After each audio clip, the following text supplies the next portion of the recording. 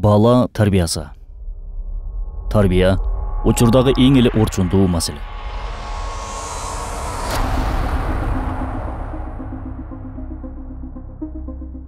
Тарбия бул бир өлкөнүн келечеги. Бир коомдун эки дүйнөлүк бакыты же азабы.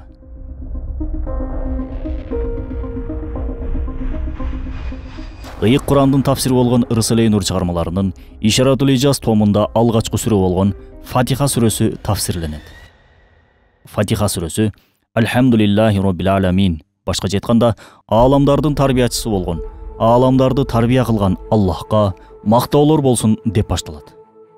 Көрдүңүзбү? Куран ааламдардын тарбиячысы болгон Аллах деп башталууда. Кандай Аллах? Ааламдарды тарбиялаган Аллах. Биринчи аяты ушул. Демек, Аллахтын сөзү мусулмандардын эки дүйнө бактысы болгон Куран тарбия сөзү менен башталууда. А бул аяттан кийинки аят болсо Ар-Рахманир Рахим. Башкача айтканда, ал мээримдүү жана ырайымдуу деген мааниге келген аят. Демек, тарбия тууралуу айткандан кийин эле мээримдүү, ырайымдуу келүүдө. Эмне үчүн? Себеби Рахман, мээримдүү сөзү пайдаларды тартуу, алып келүү деген маанини камтыса, Рахим сөзү, кыргызчасы ырайым сөзү тоскоолдук зыяндарды жок кылуу деген маанини камтыйт. Пайдаларды тартуу, пайдалуу нерселерди сунуштоо бул мээримдүүлүктөн улам болот эмеспи? Бул жардамдашуу. Ал эми тоскоолду, зыяндарды жок кылуу бул ырайымдуулуктан улам болот. Тагыраак айтканда, бул эки усул жардамдашуу жана тоскоолдорду жок кылуу тарбиянын эң негизги пайдуу балдарынан.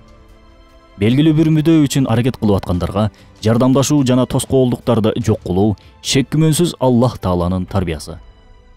Бул жерде эки нерсе чыгууда. Биринчиси, аракет учурунда, өсүү учурунда жардамга муктаж болсо жардамдашуу. Экинчиси, аракет учурунда, өсүү учурунда тоскоолдук чыгып калса аны жок кылуу. Мисал үчүн, балдарыбыз өсүп жетилүүдө, дүйнөдөгү ар бир нерсени үйрөнүүдө, алардын олуттуу өсүп жетилүүсүндө, толук кандуу мыкты инсан боло алуусунда, аларга муктаж учурда жардамдашуу жана тосук болгон тоскоолдуктарды жок кылуу бул тарбия. Чынында бул сүйлөмдө улуу сырлар камтылган. Турмуштагы мисал менен түшүнгөнгө аракет кылалы. Көбүнчө 3-4 жаштагы балдарыбыз менен парктарга барып калабыз.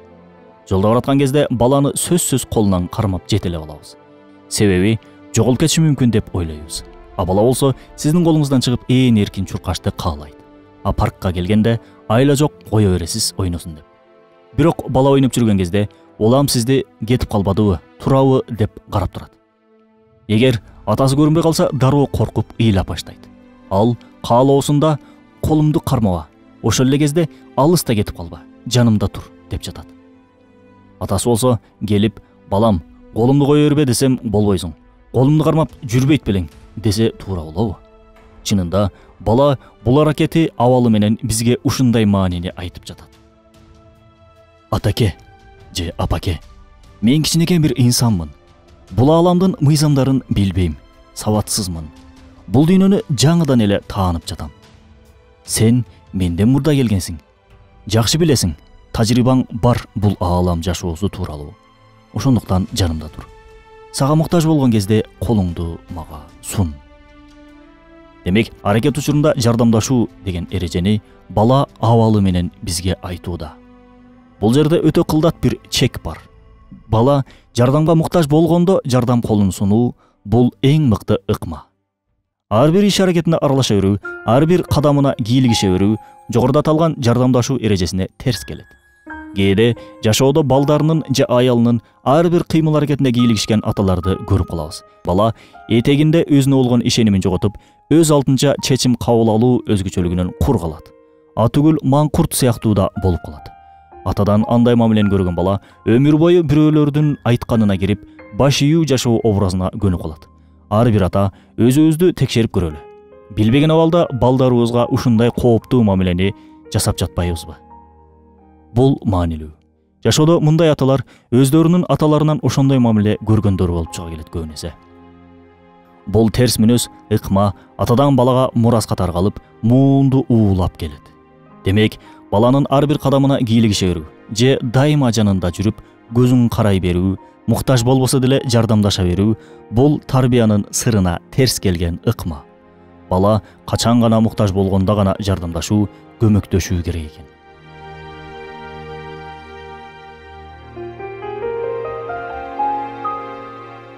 Белгилүү психолог, педагог башынан өткөн окуясын ушундайча баяндап берет. Бир күнү кесиптешимдин үйүнө конокко барып калдым. Экөөбүз сүйлөшүп олтурган кезде кичинекей баласы диванга тырмышып чыкканга аракет кылып жатты. Бирок чыга албай жатты. Атасы муну көзүнүн кыры менен байкап турду. Мен болсо чыдабай кетип туруп барып, баланы көтөрүп диванга чыгарып койдум. Бул кылганым үчүн атасы мага рахмат айтат го деп ойлогом. Бирок атасы тескерисинче бул кылганыма нааразы болду. Ал мага эмне кылып койгонуңуздан кабарыңыз барбы деди. Мен түшүнбөй кыжаалат боло түштүм. Ал сөзүн улады. Баламдын жеңишке болгон кызыгуусун, мотивациясын өлтүрдүңүз. Балам диванга чыгуу үчүн аракет кылып тырмышып жаткан эле. Ал артка кайтмак эмес. Биздин карап турганыбызды да билип турган эле. Өжөрлүк менен чыгып, бизге көрсөтмөк, далилдемек өзүн. Чыккан кезде ал артка чегинбестен аракет кылуу менен ийгиликке жетсе болоорун үйрөнмөк. Натыйжада мени карап, мына, атаке, мен чыктым деп сыймыктанмак. А мен болсо, азаматсың балам демекмин. Сиз анын колунан ушул нерсени алдыңыз. Ал өлетим болбостон балама оңой жол менен, тагыраак айтканда байкеңдин же жакыныңдын колдоосу менен да ийгиликке, бийиктикке жетсе болот деген пикирди үйрөтүп койдуңуз. Кесиптешимдин бул сөздөрү мага аябай чоң сабак болду чынында. О, менин бир тууганым. Бул окуяга сыртынан карасаң өтө эле жөнөкөйдөй көрүнөт. Бирок артында өтө чоң улуу акыйкат жатат. Жашоодо анын баланчата экеси бай, түкүнчө байкеси депутат, же болбосо министр. Ошон үчүн ал ийгиликке жетти. А менин андай тайкем, байкелерим жок да, ошон үчүн ал жеткен ийгиликке жетпедим деп жоопкерчиликтен кутулганга аракет кылгандарды көрөбүз. Балким биз да ошондой пикирде жүрөбүз. Демек, кичинекей кезибизде ар бир иште чоңдордун колдоосун көрүп, көнүп калганбыз. Ата-энебиз ар бир ишибизди кылып берип жүрүп, көндүрүп койгон. А чоңоюп, жоопкерчилик моюнга жүктөлгөн кезде да ошол колдоону күтөбүз. Колдоо жок болгон кезде болсо, тагдырга, тагыраак айтканда, туугандын жоктугуна шылтайбыз. Ийгиликке жетпей жаткандыгыбыз тааныштын жоктугунан эмес, балким биздин чыдабастыгыбыздан, жалкоолугубуздан, сабырсыздыгыбыздан улам болуп жаткандыгын байкабай жатабыз. Тарыхты карасак, ийгиликке эң көп жеткендер муктаж үй бүлөдөн чыккандар, айыл жеринен чыккандар. Демек, токотер жери, балага дайым эле жардам бере берүү, ар бир кадамына кийлигише берүү баланы майып кылып коет. Бала мунун жазасын өмүр бою тартат. А түгүл акыретине да таасир этиши мүмкүн.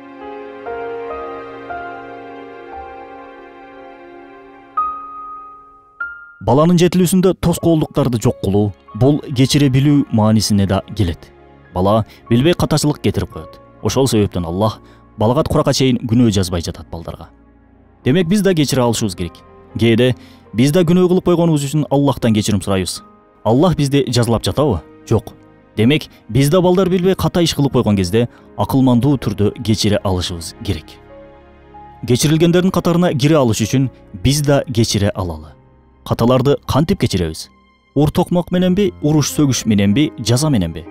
Мисалы, доскадагы кирди же туура эмес жазууну өчүрүү үчүн бизге 3 нерсени балта, бычак, сүлгү сунуштаса, биз кайсынысын тандашыбыз керек? Балта менен ургулап чукуп атып өчүрсөк, досканы жараксыз кылабыз. Жазууну эле өчүрбестен досканын бир бөлүгүн чукуп оюп алабыз. Ал жерге бир нерсе жазса болбой турган абалга келтирип коебуз. Бычак менен кырып өчүрсөк, дагы досканы бузабыз. Жазуу менен кошо досканын бети чийилип жаракат алат. Демек, биз туура эмес жазууну өчүрүү үчүн жумшак сүлгүнү тандашыбыз керек. Жумшак сүлгүнү да жумшактык менен колдонуу керек. Жумшак сүлгү гана доскага зыян бербей өчүрө алат. Ур токмок менен каталарды жок кылуу, тарбиялоо бул кудум балта менен доскадагы жазууну өчүргөн сыяктуу. Акарат сөз менен сөгүш менен каталарды жок кылуу бул бычак менен кырып атып жазууну өчүргөн сыяктуу. Экөө тең назик балага өтө чоң зыян. Жөнөкөй туура эмес жазууну жумшак сүлгү менен акырын өчүрүп жаткан биз эмне үчүн балдарыбыздагы туура эмес аракеттерди да жумшактык менен сылап жок кыла албайбыз?